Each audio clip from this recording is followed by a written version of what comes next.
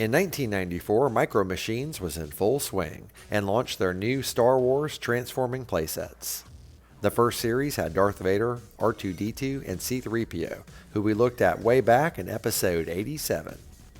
In 1995, new sets were introduced, and today we're checking out the Stormtrooper Death Star Transforming Action Playset, here on KREED'S Collection.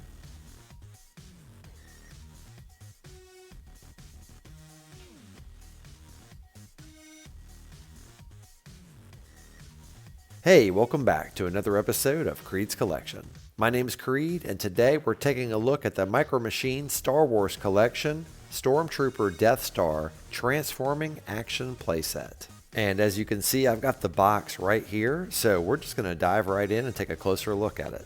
I opened this toy years ago, but whenever I put it in storage, I actually put all the figures back inside the little picture window. There's nice art here of the Death Star escape, as well as Darth Vader's TIE Fighter.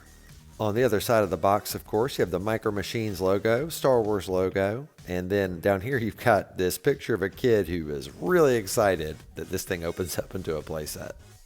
Here on the back of the box, there is a picture of the playset in its open position, and it breaks down a bunch of the features and accessories that are included. And down here you can see some of the other transforming playsets, including C-3PO, who we already covered. But now it's time to get to the playset itself, which is a magnificent sculpt of a Stormtrooper helmet. Stormtroopers, of course, are the faceless legions of the Empire who do the Emperor's bidding across the galaxy.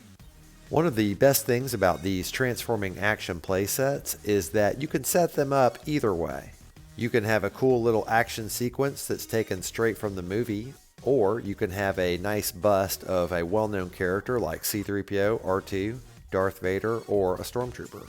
Back when I had these on display, I used to keep them closed in bust form because I like the way they look on the shelf like this. All the details are there, like the intimidating black lenses, the frowny face, and the filtration system on the front. As we turn it to a 3/4 view, you can see that all the side details are there, but the bust is cut in half. On the back of the toy, you can see the hangar bay where Darth Vader's TIE Fighter is kept, as well as the door for a trapdoor feature. And then also you can see the copyright information right there, but we're going to come back to that in a minute. Now it's time to go ahead and open up the playset. You do so by grabbing the top here and pulling down, kind of like a drawbridge. This reveals the fantastic multi-layer playset that lies inside. At the top you have a hangar bay, you have the detention area in the middle, and at the bottom you have the trash compactor, of course. So let's start with the top of the unit, the hangar bay. This is where Darth Vader's TIE Fighter is stored, and I think this area looks fantastic. If you look at the interior walls, they are very Death Star hangar. The floor is the shiny black you'd expect, and the TIE Fighter hangs from the ceiling, just like in the movies. They had these clamps so it would hold them up there, so that's pretty accurate, and it looks really good. Of course, the ship is removable, so we'll go ahead and pop it out so we can get a better look at it. And as you can see, it is a faithful representation of Darth Vader's TIE Fighter. You can see the guns here on the front as well as the canopy. Here's a little side view. It's a shame we didn't see Vader's TIE in any movies other than A New Hope, since it is unique to him. The later TIE bombers borrow the wing design, but they are much larger and slower. There's a hole in the bottom of the TIE Fighter for pegging it into the hangar bay. Now typically a TIE wouldn't hang upside down, but they didn't want to put a hole in the top of the toy, and I totally understand that.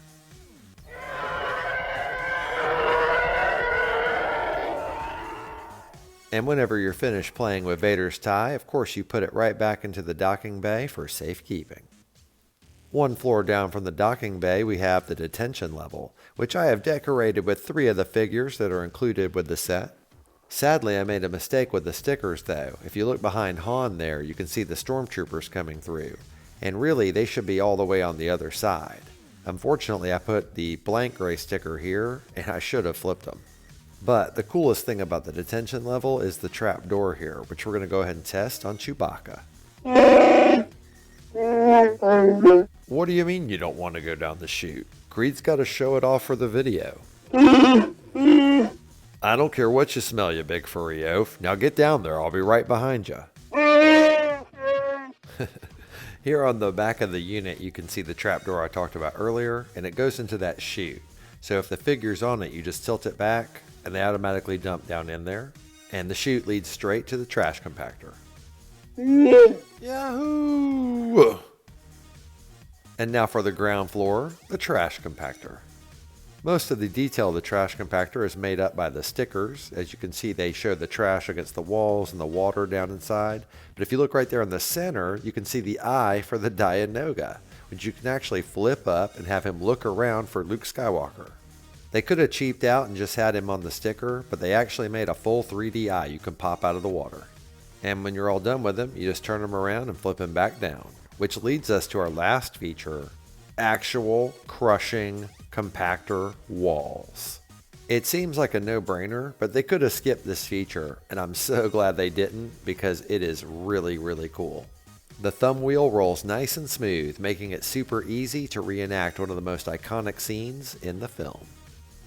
Now we're going to take a quick look at the figurines included with the set. You get Luke Skywalker in Stormtrooper disguise, Princess Leia with blaster action. You know she's not afraid to shoot anybody. Han Solo also in Stormtrooper disguise. Chewbacca with his hands up like he was in the trash compactor when he was trying to climb out. An Imperial officer with his arm behind his back firing his blaster. And finally, the best figure ever, a dead Stormtrooper. I kid you not, look how awesome he is. He's so dead, it's great. On the back of the toy, just above the hanger, you can see the copyright information. 1995, Louis Galoob Toys, Lucasfilm Limited. And now for our He-Man size comparison.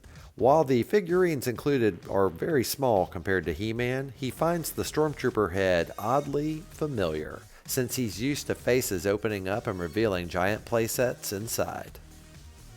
Thank you so much for taking the time to watch my toy retrospective for the Micro Machines Star Wars Collection Stormtrooper Death Star Transforming Action Playset from 1995 by Galoob. I meant to get back to the Micro Machines Transforming Playsets a lot sooner than I did. I didn't realize I did the C-3PO one so long ago, so I'll try to make sure there's not quite as big a gap between this one and the next.